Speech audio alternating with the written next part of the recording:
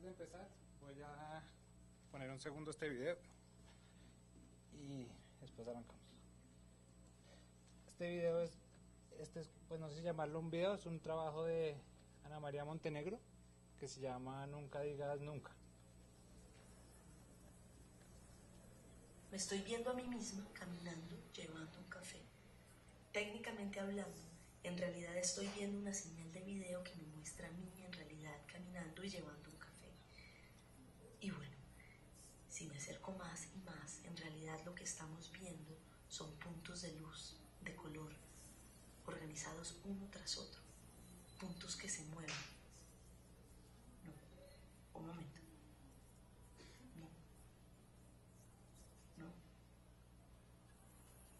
No se mueven, solo cambian de color. Es verdad entonces, no hay movimiento, no hay transformación, no hay mutación.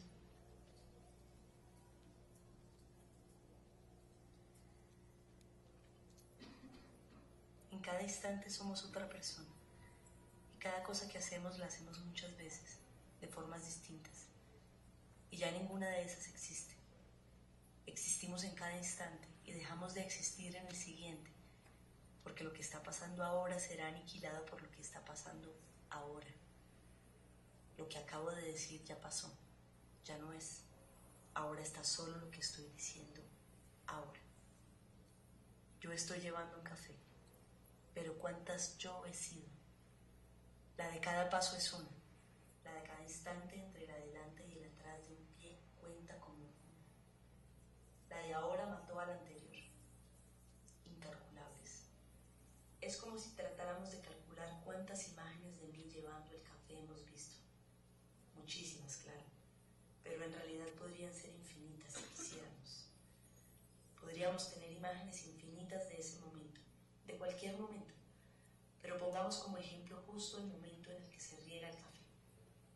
Podríamos tomar una foto desde cada uno de los puntos del espacio que hay alrededor mío, que son infinitos, y nunca acabaríamos. Tal vez todo esto tiene que ver con eso que me gusta pensar por momentos.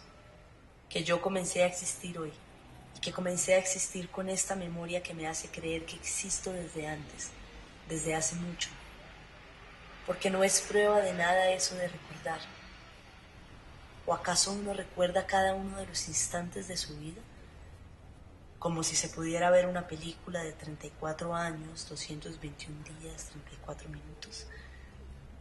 ¿Acaso no es recordar un proceso de selección, de edición, de borrar, de aniquilar, de contar, de inventarse una vida, de inventarse una historia? ¿Y no es acaso toda la historia entonces una historia inventada, transitoria, subjetiva, no verdadera, cualquier cosa, nada? Yo prefiero creer que las cosas están quietas y que no cambian, solo se suman y existen y dejan de existir. Creo que es la única forma en la que podemos ser otras personas y creo que es más fácil ser otra persona que intentar cambiar, que es imposible. Mejor morir y vivir y vivir para poder olvidar, para que sea posible, físicamente posible, olvidar. Para no tener que ver la película de 34 años, 221 días, 35 minutos en cada segundo.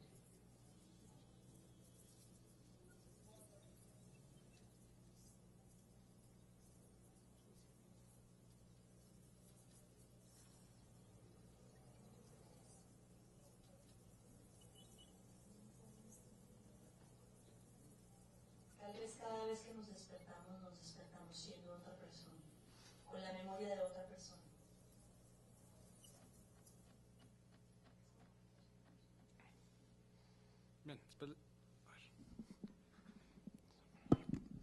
Bien, después les cuento un poco cómo se conecta esto con la charla que voy a dar. Un par de detalles, pues uno para la quieren ver completa después, la página se llama nuncadecirnunca.com y tiene una particularidad y es que está corriendo siempre. Entonces no es como un video que uno entra en internet y tiene que ponerle play y arranca cuando uno le dice y uno lo puede parar cuando uno quiere, sino que funciona, digamos, como la realidad. Siempre está corriendo y, digamos, si uno lo está viendo al tiempo con otra página y va y vuelve, o si se sale por un rato y vuelve, pues pasó un rato. Uno no le puede hacer pausas, sino que si lo quiere ver tiene que quedarse ahí viéndolo, y si se va y vuelve, pues llega más tarde. Y uno va yendo y viniendo y lo va armando según lo ve, y si tiene pues la paciencia de ver como el segmento completo, pues lo ve completo. Bien, entonces ahora sí, arrancamos. Esto de arte y matemática es, es muy complicado así, tan general, tan grande. Yo me imagino que acá pues ya han visto varios de arte y diferentes cosas. Porque pues pueden ser tantas cosas que también podría no ser ninguna. Entonces pues lo que voy a hacer acá es contar un par de historias de cómo he relacionado yo esos dos términos. Y bueno, puse como un subtítulo ahí para presionarme en pues darle algún sentido a esa intersección entre arte y matemáticas, que es lo de aproximaciones a lo ideal, que espero elaborar un poquito hacia el final, pero que, digamos, que tiene que ver con lo ideal como uno lo pueda pensar en sentido común de lo ideal, pero tiene que ver principalmente con dos formas de entender qué es una idea y cómo se trabaja con las ideas. Bien, entonces voy a arrancar como con la primera anécdota. Yo estudié matemáticas en la Universidad de los Andes y después hice un posgrado en filosofía, y sobre todo estuve trabajando historia de la lógica, y yo trabajaba a un filósofo en particular que es Leibniz, que es un filósofo alemán del siglo XVII y que conocemos principalmente por la invención del cálculo diferencial. Pero él hizo prácticamente de todo, y entre los de todos que hizo fue que hizo unos cálculos lógicos en muchas medidas similares a la lógica que se inventó en el siglo XIX. No sé si ustedes vieron tablas de verdad y P y Q implica R. Él hizo una cosa muy parecida. Y lo que yo trabajé en mi tesis era pues mostrar que eso que él hizo no fue, digamos, solo un primer ensayo, sino que él llegó a hacer algo bastante interesante y completo en el sentido que los matemáticos llaman completo. Cuando volví a eso, digamos que entonces lo natural era dictar clase de lógica, y estoy dictando clase de lógica en la Universidad Nacional. Y dictando clase de lógica en la Universidad Nacional, un día fui al museo de la universidad y había una exposición de dibujo. En esa exposición yo fui con una amiga bastante escéptica del arte contemporáneo, pero historiadora del arte, y pues fuimos a ver la exposición. Yo digamos que no, como que había muchas exposiciones, pero nunca le había puesto un nombre a arte contemporáneo. Digamos que yo también era escéptico todavía. Y entonces vimos la exposición de dibujo y había como, no sé, pues no sé cuántos son artistas aquí, cuántos son de otras disciplinas, pero digamos, como lo que puede esperar uno en una exposición de dibujo ahora, en que se toma de una manera bastante amplia la idea de dibujo. Y habían un montón de cosas y ninguna, digamos, me pareció particularmente emocionante hasta que encontré esta de Juan Mejía. Y esta de Juan Mejía, pues digamos, esta es una versión distinta a la que yo vi. La que había esa vez también estaba así en letra manuscrita, pero parecían más como hojitas de cuaderno, digamos, que uno puede arrancar. Y esta es una versión que editó con la silueta, como un cuaderno de dibujo. Entonces estaban estos dibujos, digamos, pues estábamos en una exposición de dibujo. Entonces una estudiante dibujó sus recorridos diarios sobre un mapa de la ciudad. Reprodujo cada dibujo en alambre y lo repartió a sus compañeros. Un estudiante escribió la frase "el amor verdadero", con monedas pegadas sobre la pared. Un estudiante siguió durante varias cuadras con su cámara de video líneas marcadas en el piso desde su casa hasta el paradero de bus. Un estudiante arrastró por las calles un bloque de hielo amarrado a una cuerda hasta que se derritió totalmente. Y con mis alumnos de lógica, entonces, pues yo con mi amiga entonces estuvimos discutiendo si esto era arte, si no era arte, que es como la primera como reacción que uno tiene, y por otro lado si era interesante o no era interesante. Y a mí me fascinó y me pareció divertido que en los dibujos que describía Juan había como una especie de reproducción de la misma exposición que había en el salón. Uno podía ver como que esos dibujos que él describía eran como análogos a dibujos que estaban ahí en la exposición. Entonces tenía uno como una exposición en miniatura, como una exposición portátil. Y bueno, entonces yo mandé a mis alumnos de lógica y les pregunté que si eran dibujos. Entonces el ejercicio era como, por un lado, de una vez preguntarse si eran dibujos o no y responder, y después dar una definición de dibujo y contra la definición que ellos daban, mirar si eran dibujos o no eran dibujos. Entonces, digamos, ahí como que entraba un poco ya, digamos, dentro del contexto de la clase de lógica, para pensar qué era una definición y cómo funcionaba una definición y si uno podía, digamos. Entonces, por ejemplo, les pasaba mucho, que era lo más chévere, que instintivamente ellos querían decir que no eran dibujos, pero les quedaba casi imposible crear una definición de dibujo que hiciera que no fueran dibujos. Entonces era como que ellos estaban contrariados porque cualquier definición que dieran, que líneas sobre un papel, que cualquier cosa que se les ocurriera, les daba que sí eran dibujos, pero ellos querían decir que no eran dibujos. Entonces, o buscaban la definición del diccionario y decían, sí, bueno, según la definición del diccionario sí serían dibujos, pero en realidad no son dibujos porque son textos. Entonces, pues pasó algo muy bonito ahí como en la discusión con ellos. Y también lo que pasó después que fue chévere fue que yo le mandé, digamos, como esas definiciones a Juan y comenzó la conversación con Juan un poco también sobre, pues un poco como empecé yo a hacer mi propia clase de arte contemporáneo. Yo no sé si ustedes han visto la clase de dibujo con Juan, en donde él hace un montón de ejercicios, muestra una cantidad de, de obras de arte contemporáneo donde se dibuja de muchas maneras y se hacen cosas análogas a las que se describen en ese cuaderno. Bien, entonces esa es como la primera. Entonces a partir de ahí comencé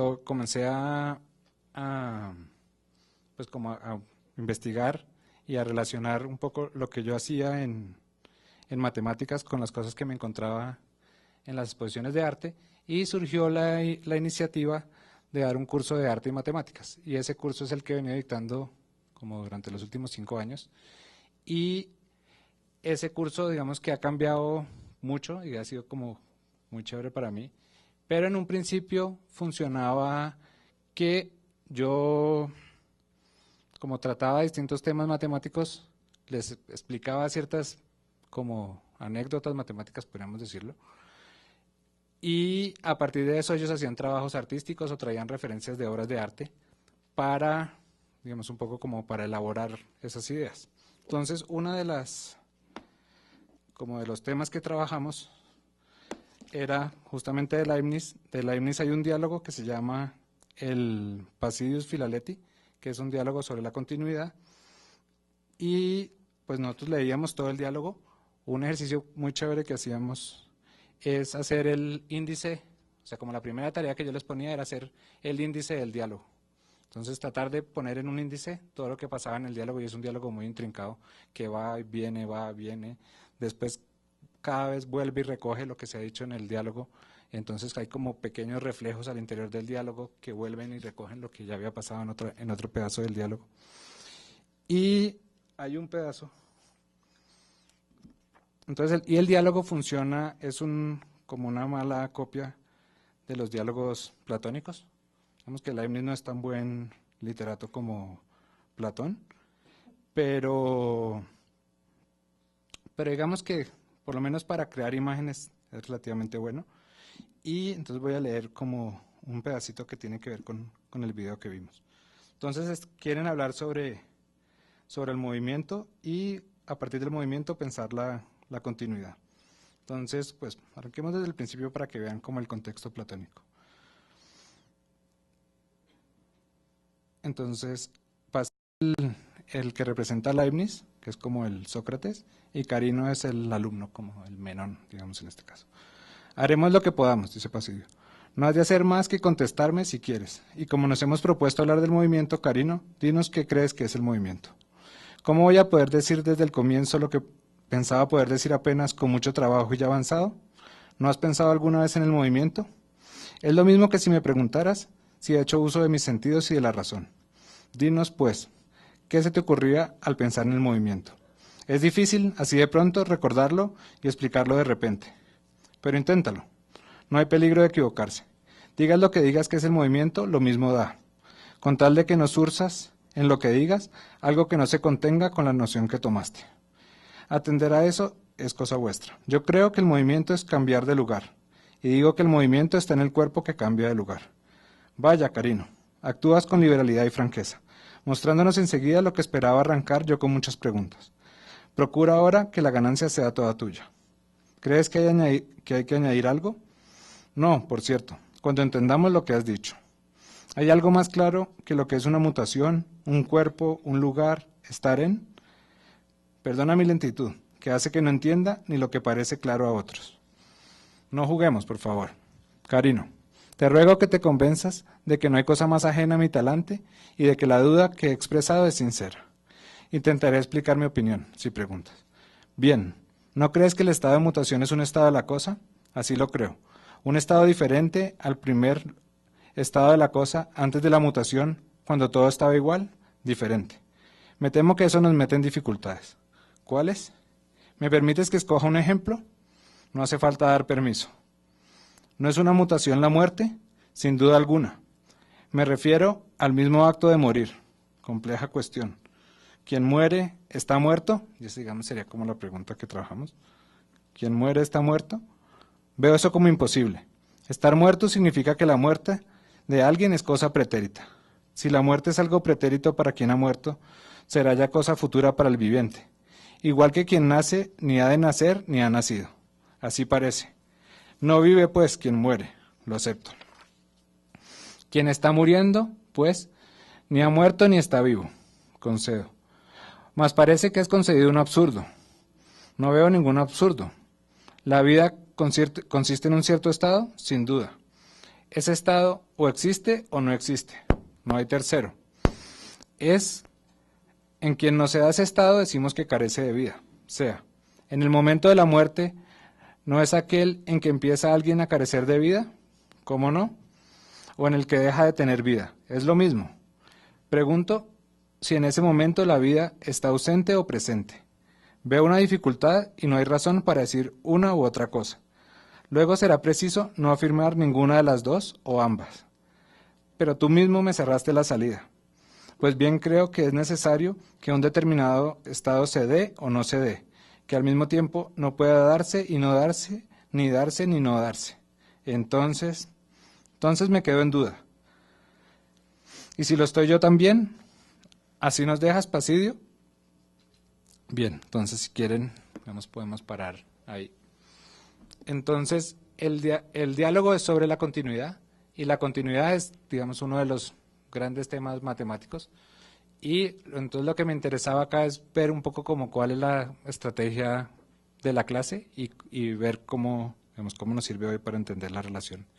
Entonces, este diálogo va dando muchas vueltas alrededor de qué quiere decir que algo sea un cambio continuo y qué puede querer decir que algo cambie y en qué consiste un instante.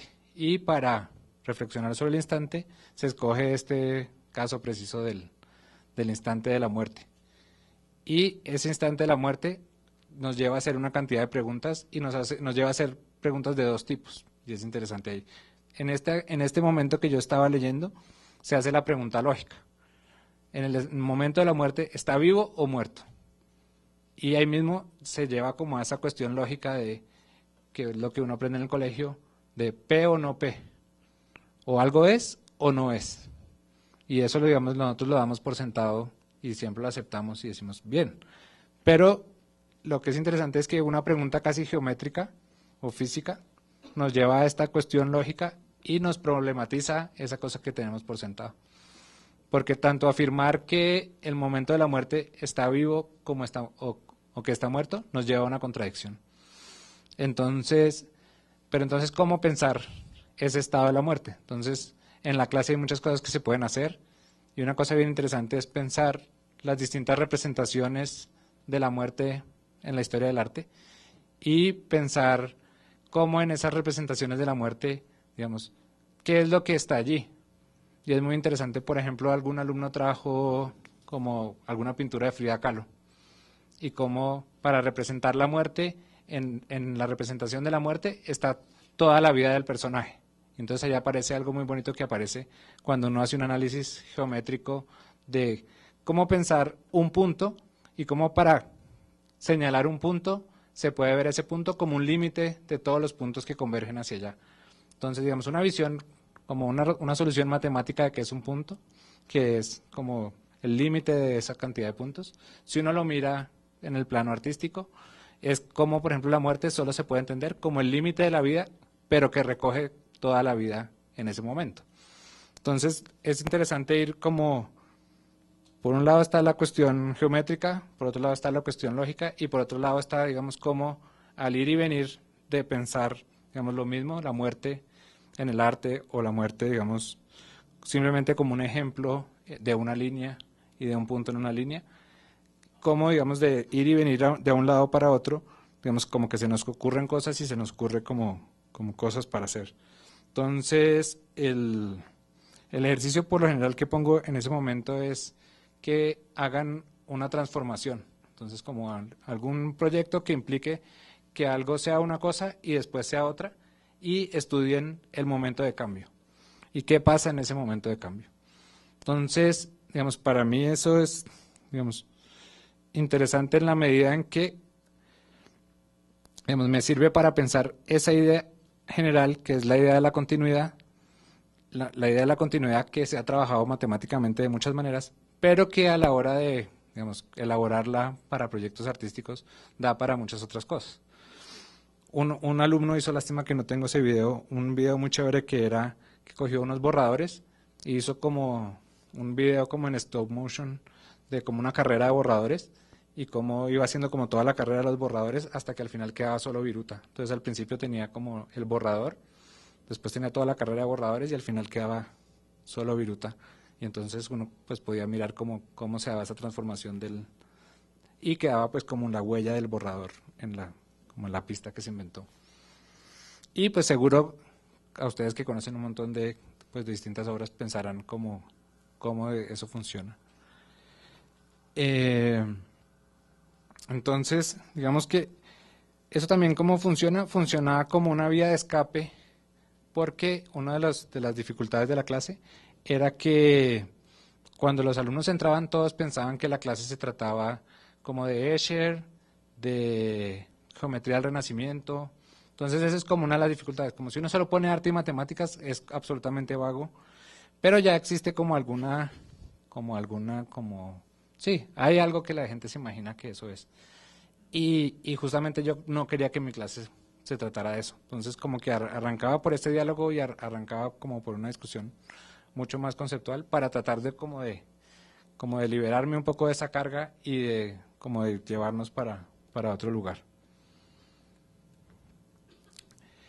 Aquí, digamos, aquí aparece como una de las pistas para pensar, digamos, cómo se piensa la continuidad matemáticamente, y que nos va a servir, digamos, para hacer otras relaciones con proyectos artísticos. Entonces, aquí están como tres cosas, y no sé si volvamos un poquito. O sea, como que la pregunta es, cuando nos estamos preguntando por la continuidad, un poco la pregunta es ¿qué es una línea en abstracto? Y cómo vamos a pensar, pensando en las ideas, ¿qué es una línea y cómo piensa uno una línea? Entonces, aquí Juan decía, un estudiante siguió durante varias cuadras con su cámara de video líneas marcadas en el piso desde su casa hasta el paradero de bus. Entonces ahí ¿qué líneas hay ahí? Entonces están, digamos, las líneas que estaban marcadas en el piso y después las líneas que quedan en el video. ¿Y qué relación hay cómo la continuidad de las líneas del piso después se ve como reflejada en la continuidad de las líneas del video. Pero uno podría subrayar, como subraya Ana María en el video de ella, que en el video digamos, esa continuidad es falsa porque sabemos que solo son tantos cuadros por segundo, pero de alguna manera una continuidad se transforma en otra continuidad. Y una de las, digamos, de las esencias del trabajo matemático sobre la continuidad es ver cómo una continuidad se refleja en otra continuidad y lleva a otra continuidad, y más o menos como toda continuidad es como el reflejo de otra continuidad. Entonces, ¿y qué relación hay, por ejemplo, entre este recorrido continuo y la continuidad que haya en el aire y la continuidad del tiempo, y cómo solo uno puede entender una continuidad a partir de las otras? Aquí está este otro que un estudiante arrastró por las calles un bloque de hielo amarrado a una cuerda hasta que se derritió totalmente. Y ahí tenemos otras continuidades, como la continuidad del bloque de hielo que continuamente se va volviendo agua, se va volviendo nada, pero también la línea continua, pero que es continua porque sale de un solo bloque, pero si la imaginamos como también como un video de Oscar Muñoz, que esa agua también se va borrando, entonces la línea también se va deshaciendo continuamente. Entonces, ¿qué es lo que uno hace acá? Entonces, la continuidad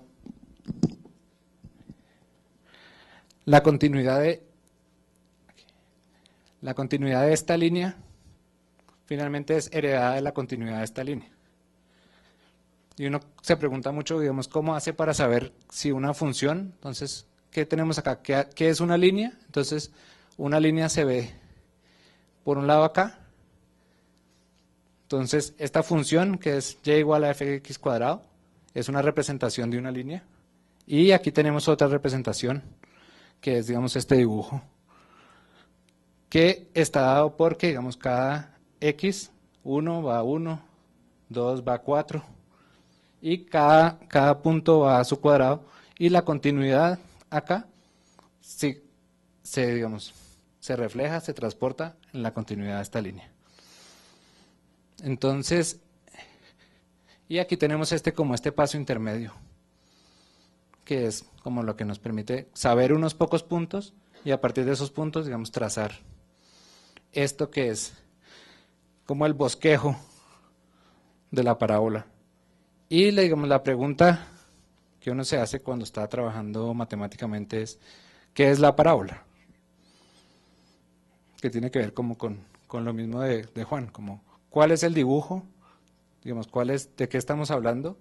Y ¿cuál es la parábola? Entonces, cuando estamos trabajando acá, la parábola es esta fórmula, y también decimos que la parábola es esta, pero uno puede, pues claramente decir, no, pero esto es como una parábola muy choneta. Esto es solo como un bosquejo que me sirve para pensar la parábola verdadera, que sería si esto fuera absolutamente, digamos, bien hecho. ¿Pero qué quiere decir absolutamente bien hecho?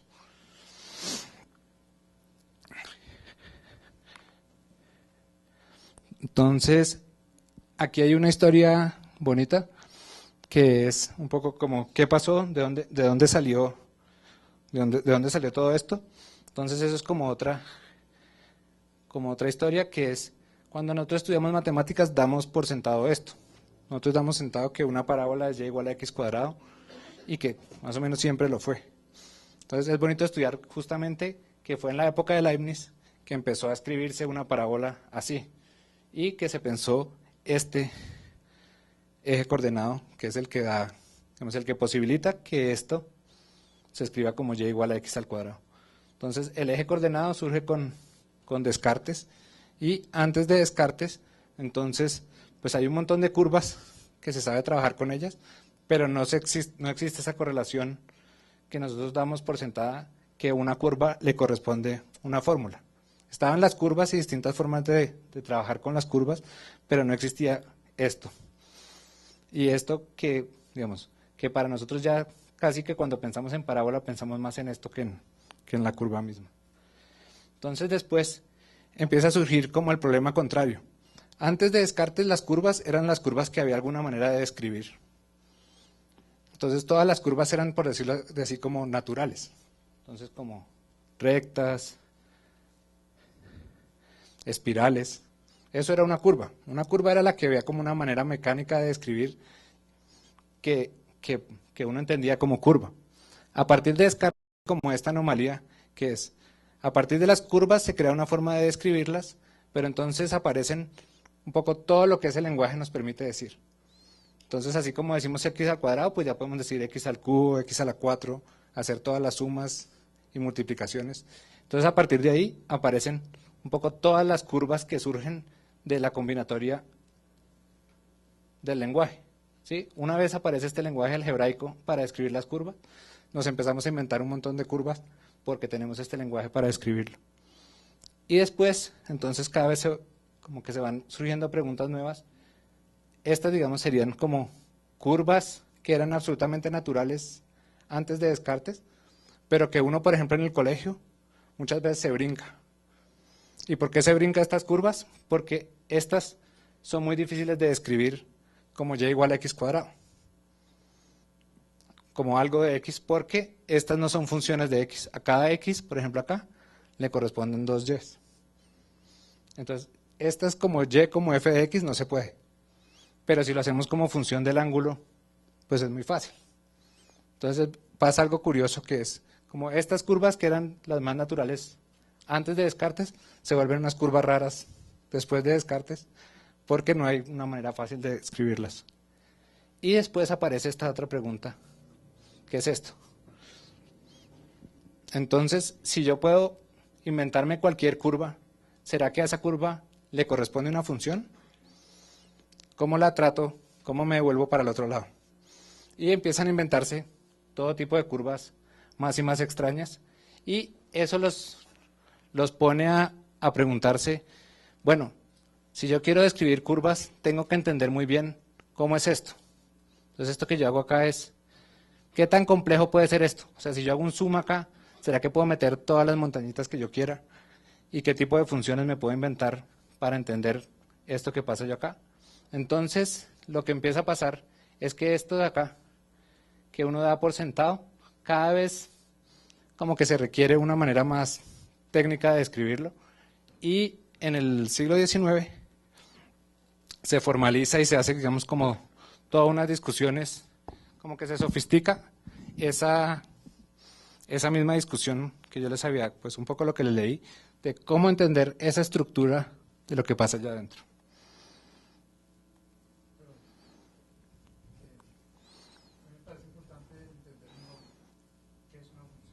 Sí.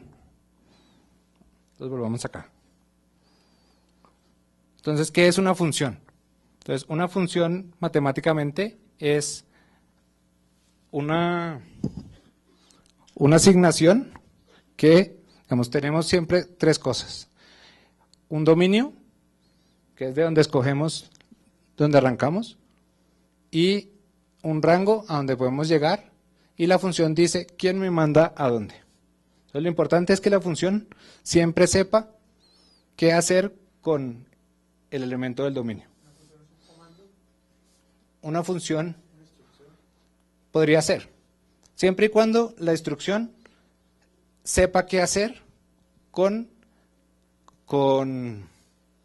lo que está en el origen.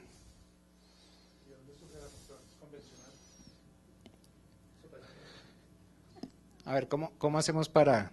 Entonces, una función, lo importante, digamos, algo que para todos es más familiar, es como un algoritmo. O sea, lo importante es que la función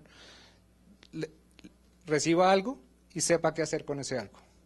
Y sepa un resultado. Entonces, por eso, por ejemplo, matemáticamente, estas no son funciones.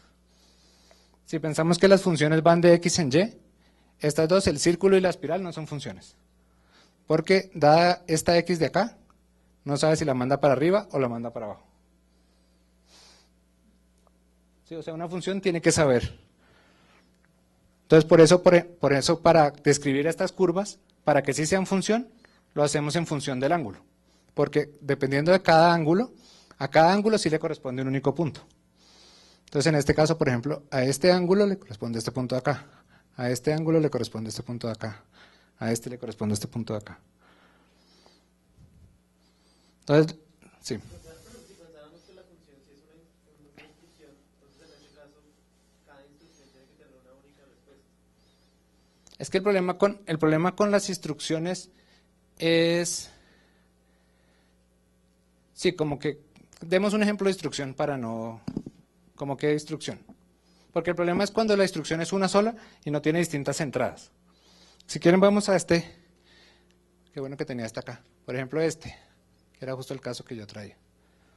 Entonces esta es una obra de Sol LeWitt, que es muy famosa, y que él, ¿qué es lo que hace? Él recoge estos, bueno, este es muy chiquito, él recoge estas curvas. Entonces, digamos que a cada número le asigna una curva. Entonces está esta curva, esta curva, esta curva, esta curva. Y él tiene la instrucción. Cada número es una curva. Entonces digamos que, por hacérmelo ahora fácil, porque no me lo sé exacto, digamos que esta es la del 1 y esta es la del 2. Esta es la del 1 y esta es la del 3. Esta es la del 1 y esta es la del 4. Y así. Entonces la instrucción es, uno tiene todas las parejas 1, 2, 1, 3, 1, 4. Después 2, ya 2, 1 no vale porque 2, 1 es lo mismo que 1, 2.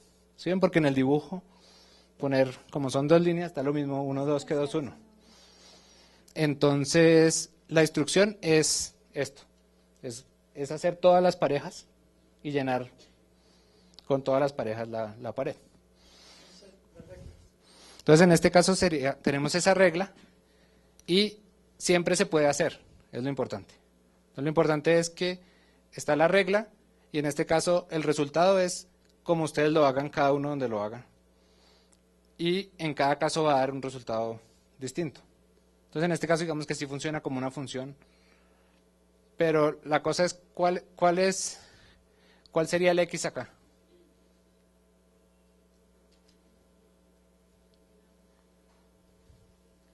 Si ven acá, lo difícil es cuál es el x. Entonces, hay muchas maneras de ver esto como función. En general, esto es como mi conclusión para todos los distintos ejercicios, que es que siempre depende cómo lo veamos. Entonces, una manera es, digamos, la instrucción en general, el x es cada uno, digamos, en su situación. Digamos, si yo lo voy a hacer hoy, y el resultado es, digamos, si yo lo voy a hacer hoy y en esta pared, entonces el x soy yo y esta pared, y ya el resultado de la función es ya el dibujo que ustedes vean sobre esta pared. Entonces a Sol LeWitt le interesaba mucho eso, como que él daba su instrucción, pero cada persona que lo realizara en cada museo o en cada universidad, pues va a dar un resultado diferente. Y en ese sentido es chévere porque se parece a lo del continuo, como en la parábola, cada punto de x va a dar a un punto distinto, y si uno se mueve solo un poquitico, va a dar a uno distinto. Acá si uno se mueve solo un poquitico, si en vez de pintarlo yo lo pinta Mauricio, le queda distinto. Así lo haga, digamos, en la misma pared y poniendo los mismos cuadros. La señal entre este propósito de Lewy y un cuadro de Mondrian. Mondrian tiene un set de instrucciones también. ¿Tendría? ¿Es detectable matemáticamente? ¿Cómo en qué caso? Pues que él determina unos espacios donde las verticales y los horizontales se encuentran. Asigna a los espacios unos colores. Tiene también un set de reglas. Él podría escribir eso y hacer que hagan un Mondrian en un museo en otra parte. Sí. ¿Cierto? ¿Dónde está la analogía entre ese propósito y este mural de Lewitt? Pues supuestamente Lewitt tiene un set de instrucciones donde asigna funciones, donde determina cómo operan las funciones para que se pueda reproducir el mural tal cual. ¿Cuál es la diferencia? En las formas de pensamiento. ¿Lewitt está pensando distinto a Mondrian? No. No, yo más bien le haría la pregunta a usted todavía, yo no. Porque aquí digamos, pero lo otro que me parece interesante para pensar en términos de función es mirar esto de una manera diferente y es mirar esto como el resultado de una función que va de los números, si a cada línea le corresponde un número, entonces esta diagonal que baja es el 1 y la otra es el 2. ¿Hay 20 líneas? Eso, entonces si tenemos las 20 líneas y a cada número le corresponde, del 1 al 20 le corresponde una de las líneas. La función que va de las parejas de números a todos los dibujos que están acá, esa sí es una sola. Y a cada pareja de números le corresponde una línea y esto digamos que es como la parábola, es la idea. ¿Sí ven? O sea, como que no importa si me quedó más o menos choneto, la función está clara y la función es independiente de esta representación en particular. Entonces lo interesante que es, digamos, para mí, digamos, para pensar cuando estamos pensando en la relación entre matemáticas y arte, es que en matemáticas, como en la parábola que yo les mostré, la parábola está tan bien hecha como lo que yo necesite en mi clase. Pero no, digamos, no importa que esté choneta, para esto que yo les voy a explicar no importa. O sea, no importa si en verdad raíz de 2 llegó a donde era, no, aquí raíz de 2 quedó mal. Sí, ni siquiera el 1 quedó donde era. Pero lo importante es que el 1, en la idea que yo le estoy presentando, va a dar al 1. Y el 2 va a dar al 4, y menos 1 va a dar al 1, y menos 2 va a dar al 4. Y con eso yo, digamos, hago esta correlación de esto con esto de acá. Y ustedes me creen que esto es una parábola. Pero es lo más choneto del mundo. Pero para las funciones de lo que yo les estoy explicando y de la idea de la parábola que quiero transmitir, es suficiente.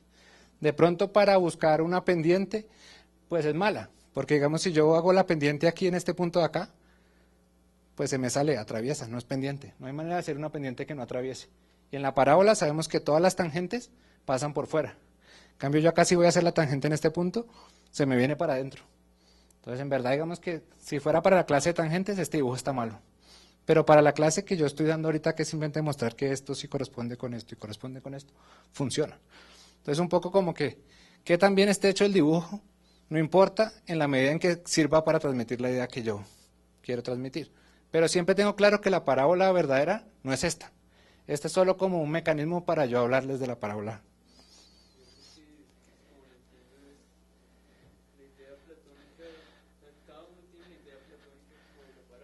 Sí. Sí. Entonces, digamos, pero ahí no encuentro la conexión con el video de esta niña. Ah, bueno, allá llegaremos. Pues vamos a ver si lo logramos.